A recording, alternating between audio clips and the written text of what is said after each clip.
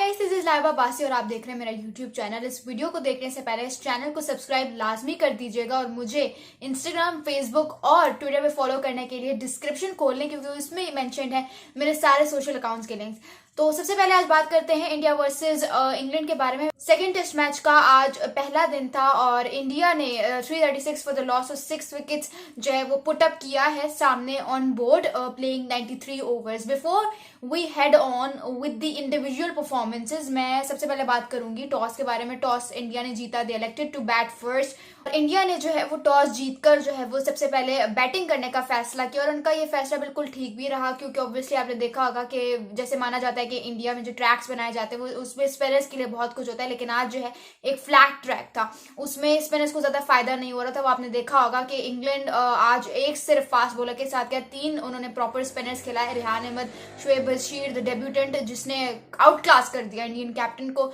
और साथ ही साथ टॉम हार्टली, एक उन्होंने पार्ट टाइम में डाल दिया था जो रूट, क्योंकि जो रूट इस तरह से जिसको वो obviously full time as a use कर रहे थे, लेकिन जो रूट ने पहले टेस्ट मैच में बैटिंग के साथ अगर कुछ कंट्रीब्यूट नहीं किया तो उन्होंने बॉलिंग फिगर्स अपनी बहुत ज्यादा इंप्रूव की थी, उसमें उन्होंने बहुत ज्यादा कंट्रीब्यूट किया था, डिलीवर किया था। तो जो रूट को उन्होंने full time as a spinner खिलाया है। लेकिन बात करते हैं कि इंडिया ने क्या किया भाई। यशस्वी जायसवाल, आपने देखा होगा रविंद्र जडेजा और केएल राहुल तो वैसे ही आउट हो गए थे टेस्ट से, क्योंकि दोनों को इंजरी आ रही है सामने। ठीक है, विराट कोहली वैसे ही सेकंड टेस्ट मैच का हिस्सा नहीं थे, वो उन्होंने कहा हुआ है कि पर्सनल रीजंस की वजह से आखिरी टेस्ट मैचेस खेलेंगे। रविंद्र जडेजा की जो इंजरी है वो थोड़ी सी सीरियस है और कहा यह जा रहा है कि वो शायद पूरी इंग्लैंड की सीरीज से रूल आउट हो जाए। लेकिन अगर आप केएल राहुल के बारे में बात करें, थर्ड टेस्ट मैच में वो he will make a come back, because उनका कहा जा रहा है कि जो इंजरी है वो इतनी ज्यादा सीरियस नहीं है। लेकिन मुझे समझ नहीं आती कि केएल राहुल थोड़ा सा कम बैक करते हैं फिर इंजर होके बैठ जाते हैं। ये है stories related to the selection and stuff. अगर आप बात करें सरफराज खान के बारे में, तो इन रिप्लेसमेंट्स में नाम आ रहा था सरफराज खान का। सरफराज खान मतलब जबरदस्त प्लेयर, और मुझे आज एक्चुअली प्लेइंग एक्सरसाइज देख के बहुत ज्यादा डिसअपॉइंटमेंट हुई। डिसअपॉइंटमेंट मुझे इसलिए हुई कि यार एक ऐसा बंदा जिसने डोमेस्टिक में रन्स के अंबार लगा दिए, मतलब यार जबरदस्त प्लेयर, आप उसकी एवरेज निकाल लो 2019 से 20, 20 से 21, 21 से 22, 22 से 23, उसकी एवरेज 100 से गिरती नहीं है, 100 से ऊपर एवरेज है, इवन 150 तक उसकी एवरेज टच कर रही है।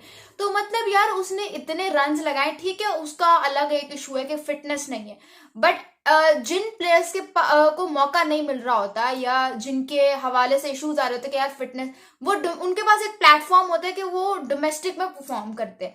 ठीक है, सरफराज खान को उसने डोमेस्टिक में इतने रन्स बनाए हुए डोमेस्टिक उसने खेल खेल कर उसने रगड़ा लगा दिया।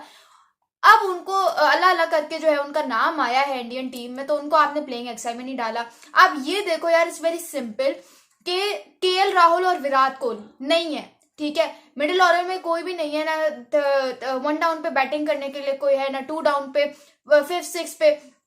यही मौका था कि आप सरफराज खान को लाते। अब कुछ अगले टेस्ट मैच में आपके पास विराट कोहली भी आ जाएंगे, आपके पास केएल राहुल भी आ जाएंगे, आप तब उनको यूटिलाइज करोगे सरफराज खान को।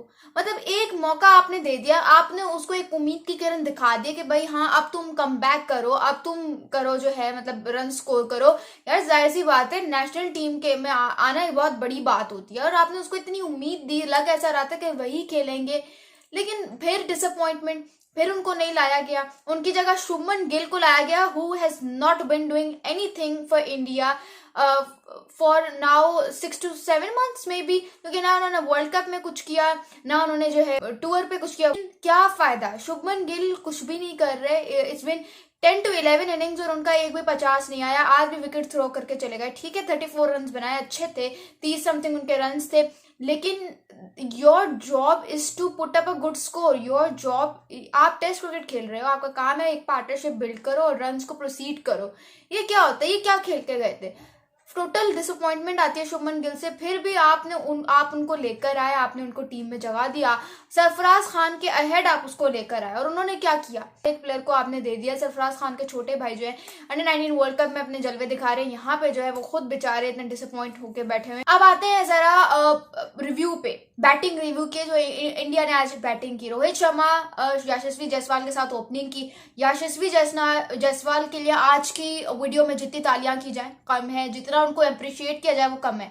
क्योंकि जो इनिंग्स उन्होंने खेली है 179 नॉट आउट स्टिल जा रहे हैं, 257 डिलीवरी समथिंग पे, 17 चौके 5 छक्के 70 के स्ट्राइक रेट से बैटिंग कर रहे हैं।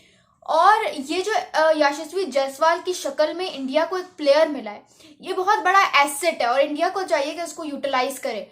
आप ये देखो, T20 में मौका मिलता है, अपने आप को T20 के सिचुएशन के मुताबिक में इवेल्युएट कर देते हैं, टेस्ट में उसके मुताबिक इवेल्युएट कर देते हैं, वनडे में आप चांसेस दो, वनडे में उन्होंने ना किया, मेरा नाम बदल दीजिएगा। एक जबरदस्त प्लेयर है और जो एक हार्ड वर्किंग प्लेयर होता है ना, उसको पता होता है कि जो उसको स्टेज मिली है उसे रिस्पॉन्सिबल होकर उस पर खेलना है और कैसे खेलना है।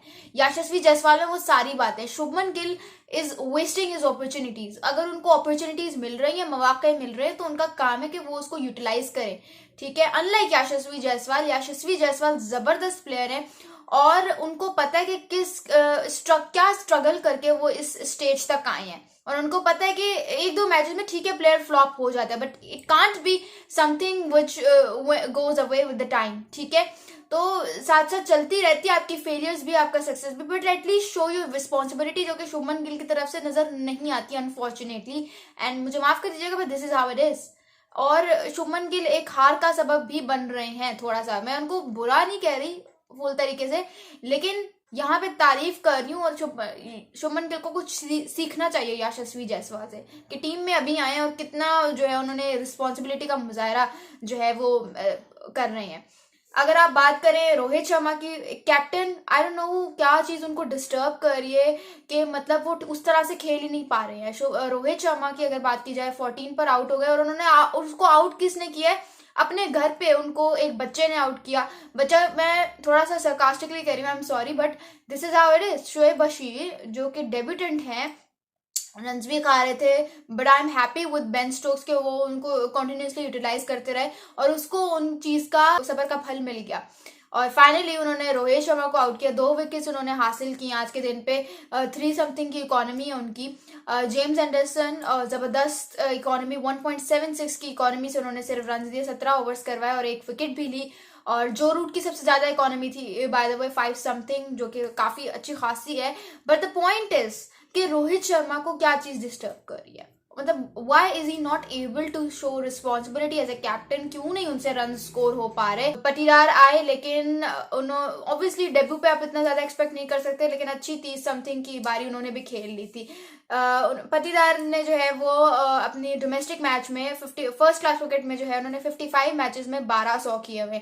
यशस्वी जायसवाल ने जबकि सिर्फ मेरे ख्याल से कोई 20 मैचेस खेले जिसमें उनके 10 हंड्रेड्स हैं। तो ये एक काफी अच्छा खासा डिफरेंस है और ये शो करता है कि हंगर क्या उनके अंदर।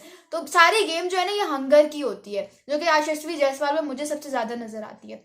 अक्षर पटेल आए थे और एक अच्छी पार्टनरशिप लग गई थी उनकी यशस्वी जायसवाल के साथ। लग ऐसा रहा था कि अगर आज का दिन भी निकाल लेते हैं इस पार्ट, क्योंकि ऑब्वियसली 51 रन की partnership, it was already a partnership of 51 runs.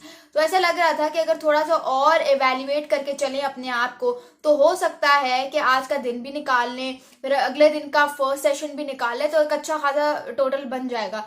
लेकिन हुआ क्या? हुआ ये कि वो जो शोएब बशीर को एक्स्ट्रा बाउंस मिल रहा था उस पर उन्होंने अक्षर पटेल की विकेट ली और 27 पर वो भी चलते बने।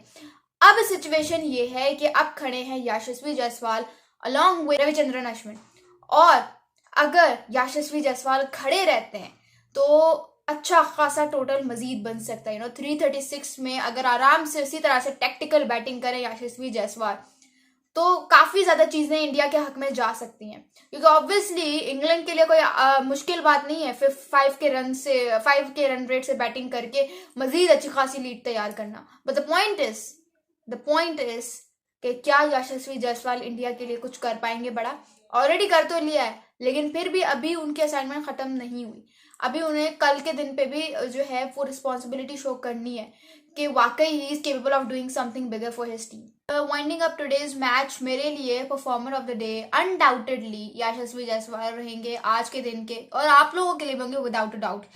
बट द पॉइंट इज कि आज के दिन पे ज्यादा फायदा किसका हुआ या ज्यादा हैवियर कौन जा रहा है? तो मेरे ख्याल से ऑन द होल अगर बात की जाए तो दोनों टीम्स हैवी जा रही हैं, ठीक है। इंग्लैंड के पास भी उतना ही एज है जितना इंडिया के पास है, लेकिन अगर आप मुझसे पूछते हैं तो it's a weak bowling lineup versus weak batting lineup. Weak batting lineup इसलिए कह रही हूँ कि जो इंडिया की बैटिंग है उसमें आपके पास रोहित शर्मा है, एक बड़ा नाम है but out of form. Shubman Gill है, एक बड़ा नाम है बट आउट ऑफ फॉर्म।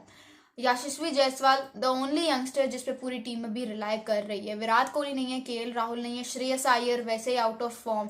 और उसके बाद आपके पास अगर थोड़े से ही बैट्समैन है, फिर ऑलराउंडर्स इनके शुरू हो जाते हैं, और ऑलराउंडर्स में भी कोई कुछ नहीं कर पा रहा, ठीक है। और रविंद्र जडेजा वैसे ही आज के मतलब मैच में नहीं है। अश्विन थोड़ी बहुत बैटिंग कर लेते हैं और अच्छी खासी बैटिंग कर लेते हैं, अगर मैं ये कहूँ, थोड़ी बहुत नहीं, अच्छी खासी, ठीक है। उनको पता है कि किस वक्त क्या बैटिंग करनी है, तो वो उनको मैं कहूँगी। उसके अलावा मिडिल ऑर्डर बिल्कुल फ्लॉप जा रहा है इंडिया का। कोई उनका ऐसा मिडिल ऑर्डर में बैट्समैन नहीं है जो कि आकर रिस्पॉन्सिबिलिटी शो करे। एक गोल्डन अपॉर्चुनिटी थी इंडिया के पास कि वो सरफराज खान को ट्राई करते अपने मिडिल ऑर्डर में, but they didn't go with them. I don't know क्या उनको उनसे इश्यूज हैं, ठीक है, फिटनेस का इशू होता है, लेकिन यार उसको चांस तो दो। उसको चांस दोगे ही नहीं तो पता कैसे चलेगा कि वो बंदा रन्स करता है इंटरनेशनल स्टेज पर भी कि नहीं करता।